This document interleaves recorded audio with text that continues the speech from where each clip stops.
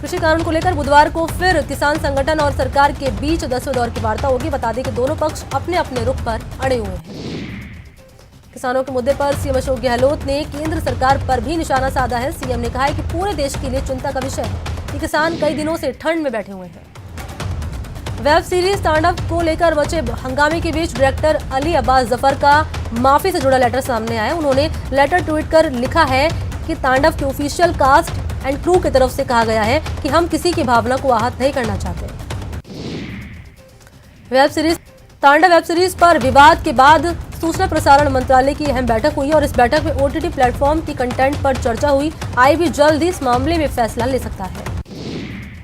तांडा web series में हिंदू देवी देवताओं के खिलाफ अपमानजनक टिप्पणी को लेकर विवाद है। यूपी, महाराष्ट्र और मध्य प्रदेश में इसे लेकर विरोध प्रदर्शन भी हुए हैं। बीजेपी ने तांडा वेब सीरीज मामले में प्रदेश सरकार से दखल की मांग की है। बीजेपी प्रदेश अध्यक्ष सतीश पूनिया ने कहा है कि अभिव्यक्ति की स्वतंत्रता की आड़ में संस्कृति पर हमला किया जा रहा है।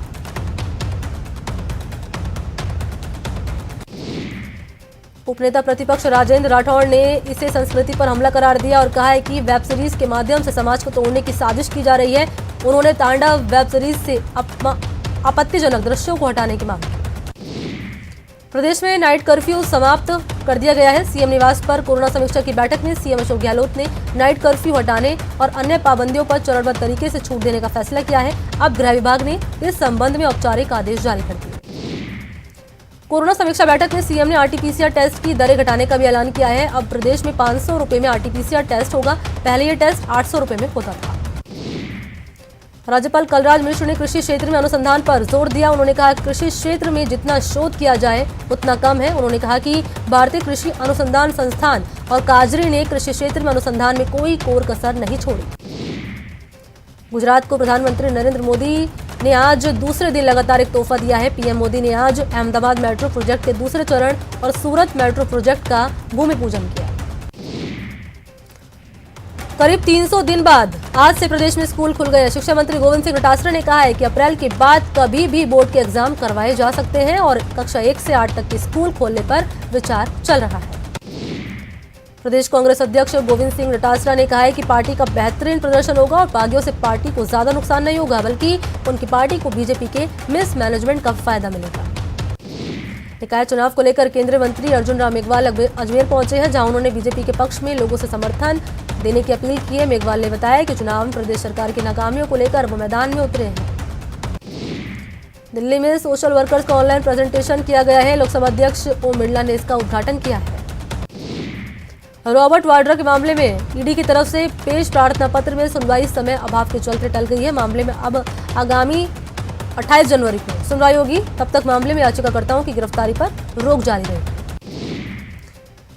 यूपी सरकार के धर्मांतरण आदेश को चुनौती देने वाली याचिकाओं पर इलाहाबाद हाईकोर्ट में सुनवाई हुई। यूपी सरकार ने अदालत में सुप्रीम कोर्ट में चल रही मामले की सुनवाई का हवाला दिया। हाईकोर्ट ने योगी सरकार को 25 जनवरी तक का समय दिया। जम्मू कश्मीर के कुपवाड़ा में मेजर फैजुल्ला खान की संदिग्ध परिस्थितियों में मौत हो गई। मेजर फैजुल्ला खान 6 जम्मू कश्मीर राइफल्स में कंपनी कमांडर थे। मेजर के शव पर चोट के निशान मिले हैं और वो जयपुर के रहने वाले थे। चूरू में पुरानी रंजिश में 2 पक्षों में जमकर पत्थरबाजी हुई है। पुलिस से भी पत्थरबाज उलझे हैं। मौके पर भारी पुलिस जाब्ता तैनात है और अब हालात पर काबू पाने की कोशिश की जा रही है। जयपुर की ईस्ट पुलिस ने बड़ी कार्रवाई करते हुए अंतर्राज्यीय नकबजन गिरोह का पर्दाफाश किया है। पुलिस ने मामले में 2 शातिर नकबजनों को गिरफ्तार भी किया है। जोधपुर नगर निगम परिसर में उस समय बवाल मच गया जब महिला सफाई कर्मियों ने निगम इंस्पेक्टर की जमकर धुनाई कर दी। वार्ड 57 के इंस्पेक्टर संजय बरासा अपने इलाके की महिला सफाई कर्मियों से छेड़छाड़ और फोन पर अश्लील बातें करते थे। जयपुर में पेयजल आपूर्ति प्रभावित रहेगी। विद्युत विभाग की ओर से बालावाला पंप हाउस पर 133 केवी विद्युत स्टेशन का मेंटेनेंस का काम जारी किया जाएगा। बालावाला पंप हाउस के विद्युत स्टेशन की मेंटेनेंस के चलते बीसलपुर पेयजल योजना से आने वाली सप्लाई जयपुर शहर में बंद रहेगी। घायल जवानों को तत्काल मेडिकल सुविधा देने के लिए सीआरपीएफ ने अहम कदम उठाया है। अब अगर फील्ड में ऑपरेशन के दौरान कोई कमांडो घायल हो जाता है, वहां उसकी मदद के लिए बाइक एम्बुलेंस तैयार रहेगी। इन्हें रक्षिता नाम दिया गया है। गणतंत्र दिवस की परेड को लेकर तैयारियां तेज हैं। 26 जनवरी को होने वाली परेड में इस बार राफेल का भी प्रदर्शन किया जाएगा। भारतीय वायुसेना परेड के दौरान मेक इन इंडिया थीम के तहत अहम लड़ाकू विमानों का प्रदर्शनी की जाएगी। ये पहली बार होगा जब राफेल का प्रदर्शन सार्वजनिक तौर पर किया जाएगा। सीकर में कृषि कानून के खिलाफ आंदोलन कर रहे किसानों ने रामू का तिराहा से जिला कलेक्टर कार्यालय तक ट्रैक्टर मार्च निकाला। मार्च के दौरान किसानों ने जिला कलेक्टर को राष्ट्रपति के नाम ज्ञापन भी दिया। कोटा में व्यापार महासंघ ने गहलोत सरकार के नाइट कर्फ्यू हटाने की घोषणा का स्वागत किया है और व्यापारियों ने बताया है कि नाइट कर्फ्यू के चलते छोटे व्यापारियों को सबसे ज्यादा नुकसान हुआ है। कांग्रेस के जिला प्रभारी और प्रदेश महामंत्री वेद प्रकाश सोलंकी भरतपुर के दौरे पर रहे। आज सर्किट में उनका स्वागत कांग्रेस कार्यकर्ताओं ने किया है और इस दौरान उन्होंने संगठन की गतिविधियों पर चर्चा भी की है। चित्तौड़गढ़ में कपासन, बड़ी सादड़ी और बेगों में नगरपालिका के चुनाव होने वाले, इसको लेकर इंदिरा प्रदर्शनी ऑडिटोरियम में मतदान दलों को ट्रेनिंग दी गई है। कोरोना के बाद फैले बर्ड फ्लू महामारी के चलते इस बार बूंदी में प्रवासी पक्षियों की आवक में काफी कमी देखी जा रही है। वन्यजीव प्रेमियों ने इसको लेकर अपनी चिंता जाहिर की। कोटा शहर में जल्द ही उत्तर नगर निगम ठेला और फुटकर व्यापारियों को स्ट्रीट वेंडर जोन की सौगात देगा। ठेला फुटकर रोजगार उत्थान समिति ने मेयर के इस फैसले का स्वागत किया। कोटा में मामूली कास होने के बाद बदमाशों ने एक युवक की पीट कर हत्या कर दी। फिलहाल छीपा बड़ौद थाना मामले की तफ्तीश पुलिस यहां कर रही है। अलवर शहर के बुद्ध विहार कॉलोनी में 10वीं की छात्रा कशिश ने घर में फांसी लगाकर खुदकुशी कर ली। फिलहाल पुलिस मामले की जांच में जुट गई है। भरतपुर में आबकारी विभाग ने दबिश देकर 15 भट्टी और 20,000 लीटर गुड़ वॉश को नष्ट करने के साथ ही अवैध शराब बनाने के उपकरण को भी जब्त किया। प्रतापगढ़ पुलिस ने अवैध शराब के खिलाफ कार्रवाई की। इस दौरान पुलिस ने 250 लीटर वॉश और शराब बनाने की भट्टियों को नष्ट किया। कार्रवाई के भनक लगते ही आरोपी मौके से फरार हो गए। भीलवाड़ा के रायला थाना पुलिस ने NH 79 पर नाकाबंदी कर एक ट्रक से 1.5 किलो अफीम और 20 किलो डोडा चूरा बरामद किया। मौके पर पुलिस ने ट्रक चालक समेत 3 आरोपियों को भी गिरफ्तार किया। भरतपुर में जहरीली शराब कांड के बाद आबकारी विभाग ताबड़तोड़ छापेमारी कर रहा है। आज विभाग ने मंडल कस्बे के कारोबारियों के खिलाफ कार्रवाई की।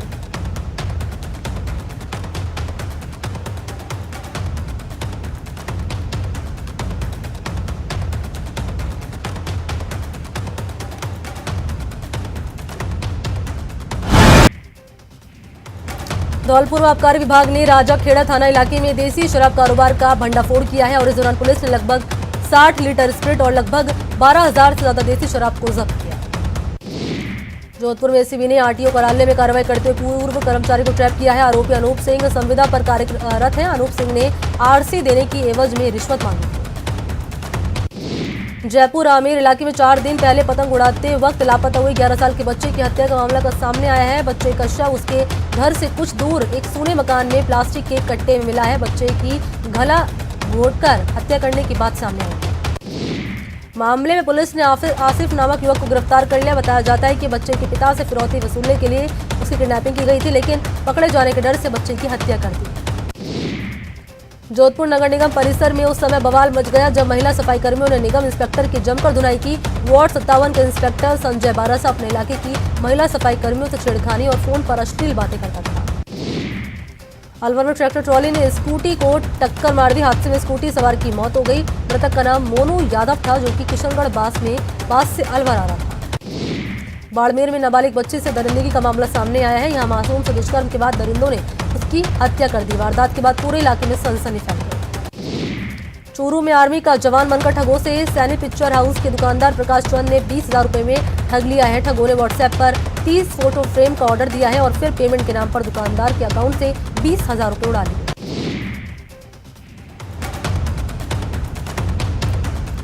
सीकर में चोरों ने रेस्टोरेंट के बाहर लगी ट्यूबलाइट के साथ बिजली के तार चुरा लिए। चोरी की पूरी वारदात सीसीटीवी कैमरे में कैद हो गई। चूरू के रतनगढ़ में लोगों ने बकरी चोरी के आरोप में एक युवक की बेरहमी से पिटाई कर दी। पिटाई का वीडियो सोशल मीडिया पर वायरल हुआ। कोटा में नाले में गिरने से एक व्यक्ति की मौत हो गई है। मौके पर पहुंची पुलिस ने शव को अस्पताल की मोर्चरी में रखवा दिया। अलवर के भिवाड़ी में तेज रफ्तार ट्रैक्टर चालक ने 6 साल के बच्चे को रौंद दिया। हादसे में मासूम की दर्दनाक मौत हो गई। मामला संज्ञान में आने के बाद मौके पर पहुंची पुलिस ने ट्रैक्टर को जब्त कर आगे की कार्रवाई शुरू कर दी। राजसमंद की बामन टुगडा पंचायत के बाशिंदे पैंथर के मूवमेंट से खौफजदा हैं। यहां पर पैंथर ने बाड़े में घुसकर गाय के बछड़े का शिकार कर लिया। झालावाड़ में भगत सिंह फाउंडेशन संगठन के कार्यकर्ताओं ने वेब सीरीज तांडव का विरोध प्रदर्शन किया है। फाउंडेशन के कार्यकर्ताओं ने केंद्रीय सूचना एवं प्रसारण मंत्री प्रकाश जावड़ेकर और फिल्म अभिनेता सैफ अली खान का पुतला फूंका है। बीकानेर में बार एसोसिएशन ने हाईकोर्ट की बेंच स्थापित करने की मांग को लेकर कलेक्ट्रेट पर प्रदर्शन किया और राष्ट्रपति के नाम ज्ञापन दिया। दौसा में ग्रामीणों को प्रदर्शन किया गया है। ग्रामीण दिन में सिंचाई के लिए बिजली देने की मांग कर रहे हैं। ग्रामीणों ने चेतावनी दी है कि अगर दिन के समय बिजली नहीं दी जाएगी तो बड़ा आंदोलन किया जाएगा। चूरू में कलेक्ट्रेट की आशा सहयोगियों का आंदोलन बीते 2 महीने से जारी है। प्रदर्शनकारियों ने कलेक्ट्रेट के सामने थाली बजाकर विरोध प्रदर्शन किया। अलवर में सेवानिवृत्त राजस्थान रोडवेज कर्मी अपने विभिन्न मांगों को लेकर 5 दिन के धरने पर चले गए। प्रदर्शनकारियों ने साल 2016 से लंबित परिलाभों का एक मुश्त भुगतान करने की मांग की। चूरू वासियों को आगामी 20 जनवरी से आयुष्मान भारत महात्मा गांधी राजस्थान स्वास्थ्य बीमा योजना का लाभ मिलने लगेगा। योजना को सफलतापूर्वक चलाने के लिए राजकीय भर्ती अस्पताल में सॉफ्टवेयर का ड्राई रन आयोजित किया गया। बीकानेर में 5 बूथों पर कोविड वैक्सीनेशन किया गया है। स्वास्थ्य विभाग की माने तो 5 केंद्रों पर आगामी 4 दिनों तक वैक्सीनेशन किया जाएगा। चूरू में कोविड टीकाकरण के दूसरे चरण के तहत 252 स्वास्थ्य कर्मियों को टीका लगाया गया है। सीएमएचओ डॉक्टर मनोज शर्मा ने बताया है कि टीकाकरण के बाद भी किसी कर्मी पर दुष्प्रभाव नहीं देखने को मिले। जोधपुर शहर में कोरोना वैक्सीनेशन का अभियान जारी है। यहाँ आरसीएचओ डॉक्टर कौशल दवे ने वैक्सीन लगवाई है। उनके साथ ही जोधपुर जोन के संयुक्त निदेशक चिकित्सा एवं स्वास्थ्य सेवाएं डॉक्टर जोगेश्वर प्रसाद ने भी वैक्सीन लगवाई। सवाई माधोपुर में जिला कलेक्टर राजेंद्र किशन ने शहर स्थित कोविड-19 डिपो का औचक निरीक्षण किया। कलेक्टर ने वैक्सीन डिपो के डीप फ्रीज, कोल्ड चेन और पावर बैकअप समेत सुरक्षा और रख रखाव संबंधी व्यवस्थाओं के बारे में जानकारी दी। अलवर में कोरोना वैक्सीन की सफलता के लिए बीजेपी नेता और पूर्व विधायक बनवारी लाल सिंगल ने भगवान शिव की पूजा अर्चना की। उन्होंने बताया कि देश में समृद्धि और खुशहाली के लिए उन्होंने कामना की। टोंक में भी 10 महीने के बाद स्कूल खुले। इससे स्कूल में रौनक लौट आई है। इस दौरान कोरोना गाइडलाइन का कड़ाई से पालन भी किया गया। जोधपुर शहर में एक बार फिर से स्कूल में रौनक लौट आई है। यहाँ स्कूल खुल गए हैं। शहर के सरकारी और निजी स्कूलों में बच्चे लंबे इंतजार के बाद पहुंचे तो उनके चेहरे खिले हुए दिखाई दिए। राजसमंद में भी लंबे इंतजार के बाद कोरोना काल में बंद पड़े स्कूल खुल गए हैं। कलेक्टर अरविंद कुमार पोसवाल ने कांकरोली के बालकृष्ण विद्या भवन का निरीक्षण कर व्यवस्थाओं का जायजा लिया। चित्तौड़गढ़ के स्कूल में भी 10 महीने बाद रौनक लौट आई। यहाँ 574 स्कूल कोरोना गाइडलाइन की पालना के साथ खुल गए। प्रतापगढ़ जिले में कोरोना संक्रमण के चलते मार्च से बंद स्कूल फिर से खुल गए। 10 महीने के बाद छात्रों ने ऑनलाइन पढ़ाई का आनंद उठाया। जैसलमेर में भी बंद स्कूल खुल गए हैं। इस दौरान जिला कलेक्टर आशीष मोदी ने शहर स्थित कई स्कूल का जायजा लिया है। कोरोना काल के लंबे समय के बाद कोटा में स्कूलों में रौनक लौटी है। गहलोत सरकार ने कोरोना नियम का पालन करते हुए कक्षा 9 से 12वीं तक के छात्रों को स्कूल आने की अनुमति दी है। सवाई माधोपुर में लंबे समय के बाद स्कूल गुलजार हुए हैं। बता दें कि राज्य सरकार ने कोरोना गाइडलाइन का पालन करते हुए कक्षा 9 से 12वीं तक के छात्रों के लिए स्कूल खोलने के निर्देश दिए। कोटा में कोरोना नियम का पालन करते हुए स्कूल के साथ साथ निजी कोचिंग संस्थान शुरू हो गए हैं। संस्थानों में कोरोना नियम का 100% पालन कराने के लिए डीएम उज्जवल राठौड़ ने अधिकारियों के साथ बैठक। श्रीगंगानगर में सर्दी का कहर नहीं थम रहा। यहाँ हाड़ कपाती ठंड ने लोगों की धुरड़ी छुड़ा दी है। रात में तापमान 5 डिग्री सेल्सियस दर्ज किया और दिन की बात करें तो दिन का तापमान 13 डिग्री सेल्सियस दर्ज हुआ है। भरतपुर में कोहरे और सर्द हवाओं ने जनजीवन को अस्त व्यस्त कर दिया है। सुबह से ही घना कोहरा यहाँ छाया हुआ है, जिससे वाहन चालकों को काफी परेशानी हो रही है। बीकानेर में एक बार फिर से मौसम ने करवट ली है। यहाँ कोहरे का कहर नहीं थम रहा। हालांकि दिन में धूप निकलने से लोगों को कुछ राहत जरूर मिल रही है। सीकर में सर्दी का सितम जारी है। फतेहपुर शेखावाटी में सुबह का न्यूनतम तापमान 7.4 डिग्री सेल्सियस दर्ज किया गया। बताया जाता है कि बादल छाने की वजह से तापमान में बढ़ोतरी हुई है, लेकिन जैसे ही बादल छटेंगे तापमान में फिर से गिरावट होगी। जैसलमेर में पड़ रही कड़ाके की ठंड ने आम जन को ठिठुरा दिया है। दिन भरी चली बर्फीली हवाओं ने लोगों का जीना मुहाल कर दिया। लोग अलाव का सहारा लेकर ठंड से बचते हुए नजर आ रहे हैं। करौली में जिला कलेक्टर सिद्धार्थ सिहाग ने गणतंत्र दिवस समारोह को लेकर अधिकारियों के साथ बैठक की। बैठक में डीएम ने समारोह की तैयारियों का जायजा लिया है और कई अहम दिशा निर्देश दिए। झुंझुनू में सड़क सुरक्षा माह का शुभारंभ डीटीओ ऑफिस में किया गया, जिसमें लोगों को सड़क हादसों को लेकर जागरूक किया गया। साथ ही बाइक रैली और प्रदर्शनी का यहां पर आयोजन किया गया। धौलपुर में भी राष्ट्रीय सड़क सुरक्षा माह का आगाज किया गया। इस दौरान विधायक रोहित बोरा भी मौजूद रहे और मौके पर उन्होंने कहा कि जागरूकता के अभाव में हादसे होते रहते हैं। राजसमंद जिला परिवहन कार्यालय में 31वें सड़क सुरक्षा माह का आगाज हुआ है। इस मौके पर कलेक्टर अरविंद कुमार पोरवाल ने शिरकत की है और विभाग द्वारा सड़क सुरक्षा को लेकर लगाई गई प्रदर्शनी का अवलोकन किया गया। सीकर में जिला कलेक्टर अविचल चतुर्वेदी और पुलिस अधीक्षक कुंवर राष्ट्रदीप राष्ट्रीय सड़क सुरक्षा माह का उन्होंने शुभारंभ किया। मौके पर डीएम ने हरी झंडी दिखाकर जागरूकता रैली को रवाना किया।